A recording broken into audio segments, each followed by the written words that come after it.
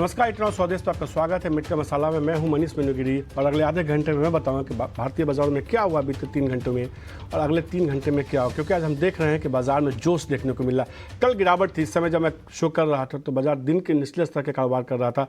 अभी जब शो कर रहा हूँ तो बाजार दिन के ऊपरी स्तर के आसपास ही कारोबार कर रहा है। निफ्टी का आज का हाई देखिए 19,057 का है और लो देखिए 18,926 का। अच्छी बात यह है कि अब 19,000 के ऊपर मजबूती के साथ टिकने में कामयाब हो रहा है। अब देखना है कि क्या ये अगले 3 घंटे में ये कामयाब हो पाता है कि नहीं। लेकिन कहीं ना कहीं आप देखिए कि बाजार में चौतरफा खरीदारी है, कोई ऐसा सेक्टर इंडेक्स नहीं है जहां मजबूती देखने को मिल रही है। निफ्टी के 50 शेयर में से 46 शेयर ऊपर है। बैंक निफ्टी के देखिए 12 के 12 शेयर ऊपर है। मिड कैप में देखिए 100 में से मिड कैप 100 इंडेक्स में से 93 शेयर ऊपर है। केवल 7 शेयरों में गिरावट है। तो ये दिखा रहा है कि बाजार में केवल दिग्गजों में नहीं खरीदारी हो रही है, बल्कि मिड कैप, स्मॉल कैप सभी इंडेक्स में खरीदारी देखने को मिली है। बाजार में हर तरफ मूड माहौल कम से कम आज बेहतर देखने को मिला।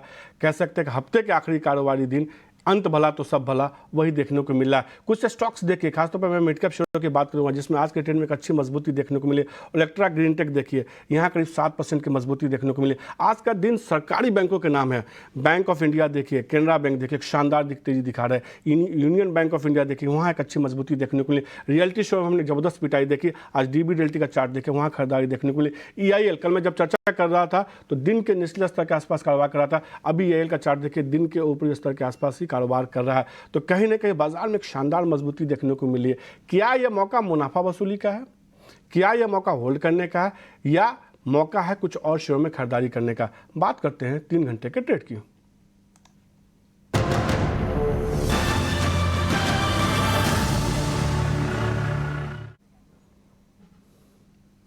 और 3 घंटे का ट्रेड बताने से पहले सबसे पहले आपको एक शेयर दिखाते हैं, स्वान एनर्जी। कल स्वाति ने इस शेयर को रिकमेंड किया था और खरीदारी करने की उन्होंने सलाह दी थी। टारगेट के बेहद ऊपर ये ट्रेड कर रहा है शेयर। जब इन्होंने कल बताया था तब ये शेयर 325-26 के आसपास ट्रेड कर रहा था। आज देखिए एक शानदार तेज़ी देखने को मिल रही है और वापस से निर्मल मन से ही आज विकास सालुखे जुड़े हैं।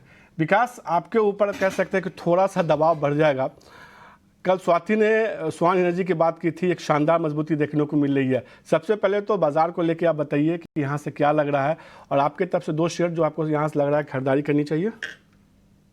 Good afternoon Manish ji. जी हाँ, हमारे यहाँ पे स्वाति और अमित ने ये स्टॉक ऑलरेडी लास्ट 2-3 वीक से ये लोग ने ट्रैक किया हुआ था। स्वान एनर्जी उन्होंने 280-290 ये रेंज से ये स्टॉक को वॉच कर रहे थे और कल उन्होंने कॉल भी इसके ऊपर जनरेट किया था।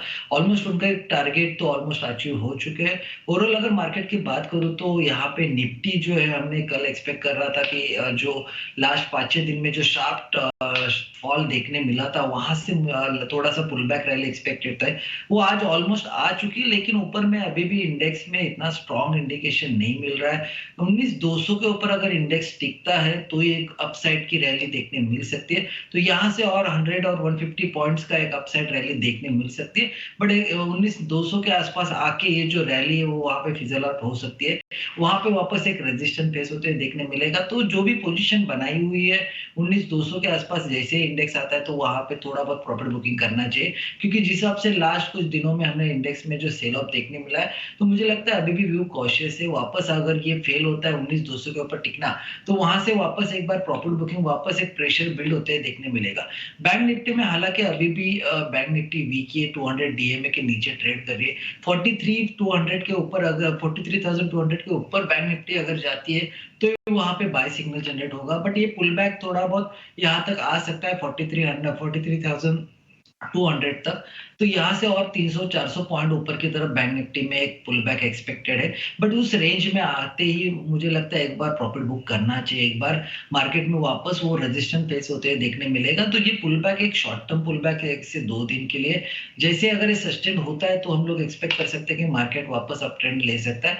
ये थोड़ा सा यहाँ पे टाइम कंज्यूम करेगा, 1 से 2 दिन में भी नेक्स्ट वीक में। बट उसके बाद वापस मार्केट में मुझे लगता है वापस एक प्रेशर बिल्ड होते हुए देखने मिलेगा। अगर ये रेजिस्टेंस फेल होता है ब्रेक करने को, तो मुझे लगता है वापस उस रेजिस्टेंस पॉइंट्स पे सेलिंग बढ़ सकती है। वापस नीचे की तरफ के जो लेवल से ओपन होते हुए देखने मिलेंगे। तो ये पुल बैक रैली 1 से 2 दिन के लिए, तो उसे इसी अकॉर्डिंगली ट्रेड करना चाहिए। स्टॉक स्पेसिफिक हालांकि यहाँ पे मार्केट में एक अच्छा मोमेंटम देखने मिलता है, जैसे कि कल स्वाति ने स्वान एनर्जी यहाँ पे रिकमेंड किए थे। तो स्टॉक बहुत अच्छे हैं, वहां पे अगर कॉन्सेंट्रेट करें तो अच्छा मुनाफा देखने मिल सकता है। तो सीधे तौर पे अच्छा मुनाफा देखने को मिल सकता है। कोई शेयर यहाँ पे इस लेवल पे आपकी तरफ से? मुझे लगता है कि वेक्टर फूड यहाँ पे मुझे स्ट्रांग लग रहा है। कल ही उसमें एक अच्छा मोमेंटम देखने मिला था और वॉल्यूम के साथ एक अच्छा ब्रेकआउट यहाँ पे वेक्टर फूड में देखने मिला है। मुझे लगता है कि 1190 और 1200 के आसपास के टारगेट यहाँ पे अभी भी इंटैक्ट है। मुझे लगता है ये वापस ऊपर की नई रेंज में आते हुए देखने मिलेगा। नीचे में जो स्टॉप लॉस यहाँ पे रिकमेंड करूंगा 1040 के आसपास का है। दूसरा रहेगा मिंडा कॉप में जिस हिसाब से हमने देखा है कि स्टार चक्कर बहुत स्ट्रांग चल रहा था लास्ट कुछ दिनों में, बट हालांकि लास्ट 4-5 दिन में थोड़ा सा यहाँ पे ऊपर के लेवल पे प्रेशर देखने मिला था, बट वापस एक इंपॉर्टेंट लेवल पे आके ये काउंटर बैठा है। 333 के ऊपर अभी ये ट्रेड करते हुए देखने मिल रहा है। तो मुझे लगता है मिंडा कॉप यहाँ पे बाय करना चाहिए। ऊपर के टारगेट 370 के आसपास वापस रिटेस्ट करने जा सकता है। नीचे में जो स्टॉप लॉस रिकमेंड करूंगा 326-24 के आसपास का एक स्टॉप लॉस यहाँ पे रिकमेंड करूंगा। दोनों भी काउंटर मुझे लगता है कि शॉर्ट टर्म के लिए बाय करके जा सकते हैं। दोनों पे एक से 2 वीक के पॉइंट ऑफ इसमें होल्ड लीजिए। वेक्टर फूड मुझे लगता है अगर ये 1200 क्रॉस करता है तो उसको होल्ड करके लेके जा सकते हैं। नई हाई की तरफ ये काउंटर देखने मिल सकता है। तो मिंडा कॉप में खरीदारी करने की सलाह मजबूती देखने को मिल सकती है। मिस्टर वेक्टर फूड उनको पसंद आ रहा है। टारगेट होगा 1190 का, 1040 का स्टॉपस लगाना। साथ में इन्होंने एक बात बताई भी है कि अगर ये 1200 को क्रॉस करता है, एक बार फिर से आप दिखाइए वेक्टर फूड का target stop loss. Minda Corp में तो खरीदारी करने की सलाह 370 का लक्ष्य होगा, 340 का स्टॉप लॉस होगा। वेक्टर फूड में अभी जो भाव है 1095। अच्छा, यहाँ से 100 रुपया ऊपर के लक्ष्य के साथ खरीदारी करने की सलाह होगी। अगर ये क्रॉस करता है 1200 के लेवल को तो और अच्छी मजबूती देखने को मिल सकती है। जल्दी से मैं मिड कैप का महाती शेयर लूँगा। उससे पहले जल्दी से विकास मुझे एक सेक्टर पे बताइए। आज हम देख रहे हैं कि मिड कैप बैंकिंग स्टॉक्स में जोरदार तेजी देखने को मिले, चाहे बैंक ऑफ इंडिया हो, यूनियन बैंक हो, तमाम शेयर अच्छी मजबूती दिखा रहे हैं। आपको मिड कैप बैंकिंग में, सरकारी बैंकों में खासतौर पर कोई पसंद आ रहा है क्या? जी हाँ मनीष जी, मुझे कैनरा बैंक यहाँ पे स्ट्रांग लग रहा है। हालांकि कल इसके रिजल्ट आने के बाद बहुत अच्छा अपमूव यहाँ पे देखने मिला और यहाँ पे मुझे अभी भी लगता है कि ये 420-430 के टारगेट के लिए अभी भी इंटैक्ट रख सकते हो। हालांकि आज इसमें 6% के आसपास की एक अपसाइड मोमेंटम देखने मिली, बट ये थोड़ा भी रिट्रेसमेंट होता है नीचे की तरफ। 370 अच्छा बेस बना चुका है, तो 370 भी अगर ये इंट्राडे में मिलता है थोड़ा रिट्रेसमेंट में तो ही मेरी बाय की राय रहेगी। नीचे में जो सपोर्ट यहाँ पे देखने मिलेगा 364 के आसपास एक अच्छा बेस बना चुका है, तो वहां पे एक स्टॉप लॉस रख के इसमें एक टारगेट ऊपर में 410 के और 430 के आसपास के टारगेट कैनरा बैंक में मुझे अभी भी लगता है इंटैक्ट रखना चाहिए। जिस हिसाब से काउंटर चलते हुए देखने मिल रहा है, वीकली चार्ट बहुत स्ट्रांग है। यहाँ पे हमने कल देखा था कि एक अच्छा मूव कैरी किया था रिजल्ट सेशन के बाद, और टेक्निकली अगर देखो तो यहाँ पे वीकली चार्ट अभी भी एक अप ट्रेंड में ही दिखा रहा है। तो मुझे लगता है ऊपर में 430 के टारगेट अभी भी इंटैक्ट रख सकते हैं। तो कैनरा बैंक शेयर होगा जो पसंद आ रहा है, यहाँ से और अच्छी मजबूती देखने को मिल सकती है। 410 से लेकर 430 तक का लक्ष्य देखने को मिल सकता है। 364 रुपये का आपको इसमें स्टॉपस लगाना है। 370 के आसपास आता है तो खरीदारी करके चल सकते हैं। और फटाफट बात करते हैं निवेश की, ट्रेडिंग के साथ साथ मिड कैप के महाती शेयर की।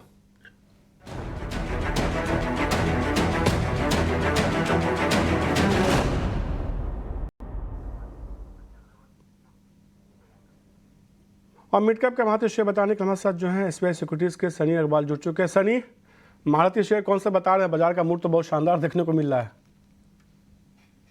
या गुड आफ्टरनून। डेफिनेटली बाजार का मूड काफी खराब है और मैं जो भी शेयर रिकमेंड कर रहा हूं मैं उसे सलाह दूंगा कि ग्रेजुअली पोर्टफोलियो में ऐड कीजिए, आज ही जाकर के पूरा पैसा नहीं लगाना है। तो मेरा पहला पिक रहेगा प्राज इंडस्ट्रीज, जो कि एक डोमेस्टिक इथेनॉल का प्ले है, one of the leading engineering company. अगर मैं बायो इथेनॉल और ब्रीवरीज की बात करता हूँ, करंट मार्केट प्राइस 540 है, मेरा प्राइस टारगेट रहेगा 600 का over the period of next 6 to 12 month. अगर हम कंपनी के कारोबार की बात करें तो कंपनी का 70% मार्केट शेयर है इथेनॉल सेगमेंट में। काफी अच्छी ऑर्डर बुक है कंपनी की, तकरीबन 3800 करोड़ की ऑर्डर बुक है, और कंपनी का ये मानना है कि आगे जाके जो ऑर्डर इनफ्लो रहेगा वो भी 4000 करोड़ के आसपास का रहेगा। तो मुझे लगता है कि एक डिसेंट विजिबिलिटी है in terms of earning and profitability. At the same time government की जो पॉलिसी इथेनॉल ब्लेंडिंग की, जो कि करंटली 12% है, वो ग्रेजुअली बढ़ करके 15% और सेकंड फेज में 20% हो जाएगी। तो मुझे लगता है कि इथेनॉल बनाने की जो कैपेसिटी है कंट्री में ग्रेजुअली इंक्रीज होगी और उसका डायरेक्ट बेनिफिट प्राज को मिलेगा। डोमेस्टिक प्ले तो डेफिनेटली एक पोर्टफोलियो में लॉन्ग टर्म लिहाज से ऐड करना चाहिए, ग्रेजुअली ऐड कीजिए। और मेरा सेकंड पिक रहेगा पीएनबी हाउसिंग फाइनेंस। तो रिसेंटली इनके Q1 के नतीजे आए थे, इसमें देखा कि इसमें हमने पाया कि कंपनी के जो नतीजे थे काफी अच्छे आए थे। एनआईआई तकरीबन 2% ईयर ओवर ईयर बढ़ करके 646 करोड़ हुआ था। नेट प्रॉफिट तकरीबन 46% बढ़ करके 383 करोड़ हुआ है। कंपनी की जो लोन बुक है तकरीबन 60,000 करोड़ की है और कंपनी का ये मानना है कि अगले 2 से 3 साल में ये जो लोन बुक है बढ़ करके 1 लाख करोड़ हो जाएगी। एसेट क्वालिटी काफी इंप्रूव हुए थे। रिसेंटली हमने देखा कि इनका जीएनपी रेशियो भी ड्रॉप हुआ है 430 बेसिस पॉइंट से 1.8% पे।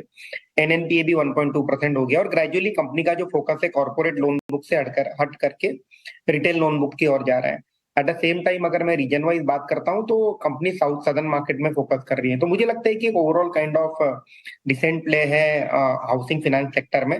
रिसेंटली मैनेजमेंट चेंज भी हुआ था और काफी एग्रेसिव मैनेजमेंट है। पोर्टफोलियो में ऐड कीजिए with a price target of 900 over the period of next 12 month. तो सीधे तौर पे 2 शेयर मिड कैप महारथी के तौर पे सनी ने बताया पीएनबी हाउसिंग में खरीदारी कीजिए, 900 रुपये तक का लक्ष्य होगा और प्राज इंडस्ट्री उनको पसंद आ रहा, 600 रुपये के लक्ष्य के साथ खरीदारी करके चल सकते हैं। दोनों शेयर में उन्होंने कहा कि आप सारे पैसे आज ही मत डालिए, धीरे धीरे खरीदारी कीजिए। अगर आपने 100 रुपये खरीदने का मूड बनाया है तो आप चाहें तो 40 से 50 रुपये का भी खरीद सकते हैं, थोड़ा नीचे आता है तो थोड़ा और खरीद सकते हैं। टुकड़ों में खरीदने की उन्होंने सलाह दी है। सनी आपका शुक्रिया मिड कैप के महारथी शेयर बताने के लिए। विकास भी हैं और कविता जुड़ी हैं तो मैं कॉर्पोरेट कनेक्शन की बात नहीं करूंगा, मैं बात करूंगा केवल और केवल महाकुंभ के, क्योंकि 24 घंटे से भी कम का समय बचा हुआ है। बिल्कुल। और आपने बहुत सारी चीज़ें बताई हैं महाकुंभ के बारे में। आप एक बार फिर से कुछ बताइए इसके बारे में, खास फिर मैं आपके साथ कुछ सवाल कुछ नया बताते हैं ना, कुछ नया बताइए, फिर कुछ नया बताते हैं आपके साथ क्योंकि बहुत सारे सवाल इसको लेकर आ रहे हैं कि आपके पास इतना बड़ा पैनल है, इंडस्ट्री के तमाम दिग्गज लोग आपके पास हैं, आपके साथ है। तो एक चीज आपको सबको बता दूं, ये जितने भी हमारे दिग्गज हैं ना, ये अपनी ओहदे के लिहाज से बड़े हैं, बड़े बड़े फंड हाउसेस को चलाते हैं, बहुत बड़ा बड़ा AUM है, बहुत सारे फंड्स हैं, 100 से ज्यादा फंड्स जो है वो चलाते हैं। लेकिन सबसे बड़ी बात जिसकी वजह से हम उनको अपने पैनल पर रख रहे हैं वो ये है उनकी कहानी, उनका संघर्ष, उनका अनुभव, उनका विश्वास बदलाव में और भारत में। ये एक बहुत बड़ी वजह है जिसकी वजह से हमने इतना बड़ा पैनल खड़ा किया है। ठीक है, वो बहुत बड़े निवेश जगत के लोग हैं, बहुत बड़े बड़े काम करते हैं, बहुत बड़े बड़े फंड्स उन्होंने लॉन्च किए हैं, लोगों को निवेश की भाषा समझाई, लेकिन उससे भी ज्यादा उनका खुद का अनुभव इतना गहरा है, उनकी खुद की कहानियां इतनी दिलचस्प है। उन कहानियों के जरिए आपको अपनी जिंदगी में निवेश का महत्व कैसे समझ में आएगा, आप कैसे आर्थिक तौर पे जिम्मेदार बन सकते हैं, क्योंकि सबसे ज्यादा अहम चीज आपके आर्थिक लक्ष्यों को पूरा करने के पीछे जो होती है वो है पैसे को लेकर आपकी समझ, पैसे को लेकर आपका रिश्ता। कविता पैसे की बात की, रैपिड फायर राउंड खेलते हैं सबसे अच्छा। हाँ, 100 रुपए का नोट है, हाँ, SIP हो सकता है इसका? बिल्कुल, इससे हम SIP करेंगे। 100 रुपए के नोट से आप बिल्कुल SIP कर सकते हैं। आगे बढ़ते हैं। और इतना ही नहीं, शुरुआत आप भले 100 रुपए से करें, लेकिन आपको फायदा और मजा तब आएगा जब आप 100 रुपए से 500 रुपए में जाएंगे, 500 से 1000 में जाएंगे। 500 का नोट है, बिल्कुल, 500 हो सकता है, बिल्कुल, इससे भी SIP हो सकती है। जितने भी नोट मनीष के पास होंगे ना, वो सारे नोटों से जो है SIP हो सकती है। आपके पास 600 हो गए ना? कहने का मतलब ये है, 600 हो गए, 400 मैंने और दी आपको।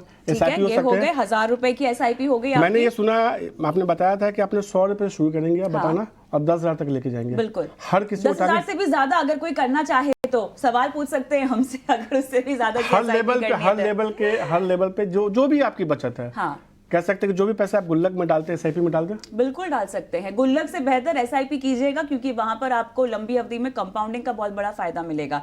इसको अगर आपको समझना है तो आपको म्यूचुअल फंड महाकुंभ देखना होगा। फाइनेंशियल मार्केट का 8वां अजूबा, बिल्कुल, फाइनेंशियल मार्केट का। इनफैक्ट जिंदगी के हर पहलू में आप अगर कंपाउंडिंग का फायदा उठाना चाहते हैं ना, तो थोड़ी सी इन्वेस्टमेंट करनी ही होती है, भले ही पैसों के जरिए करें या अपने अनुभव के जरिए करें, अपने विश्वास के जरिए करें। और मेरे ख्याल से यही एक बहुत बड़ी वजह है जिसके लिए हम लेकर आ रहे हैं। ये पैसे तो मैं रख लिया हूं, लेकिन मैं अपने दर्शकों को यही कहूंगा कि इससे बेहतर मौका नहीं हो सकता है SIP को समझने का, निवेश को समझने का। और कविता के साथ जो मैंने 100 रुपए के साथ शुरुआत की ना, 100 रुपये निवेश करके भी जो मेरे पास आंकड़े हैं, उसमें 1 साल में 28% का, 5 साल में 23% का और 3 साल में करीब 24% का रिटर्न मिला। तो आप सोचिए कितना बेहतर रिटर्न देखने को मिला। हालांकि कोई भी कहते हैं कि SIP करने के लिए भी कई सारे डिस्क्लेमर होते हैं जो हम लगातार आपको बताएंगे भी, उसमें भी थोड़ा जोखिम होता है। लेकिन तमाम मुद्दों पर कल चर्चा होगी सुबह 10 बजे से लेकर 4 बजे तक। आप भी शो में हिस्सा ले सकते हैं, लगातार नंबर स्क्रीन पर फ्लैश हो रहा है, आप कॉल कर सकते हैं, मिस कॉल कर सकते हैं, बहुत तरीके जिसके जरिए आप शो में जुड़ सकते हैं। तो कल देखना मत भूलिए 10 से 4 म्यूचुअल फंड महाकुंभ।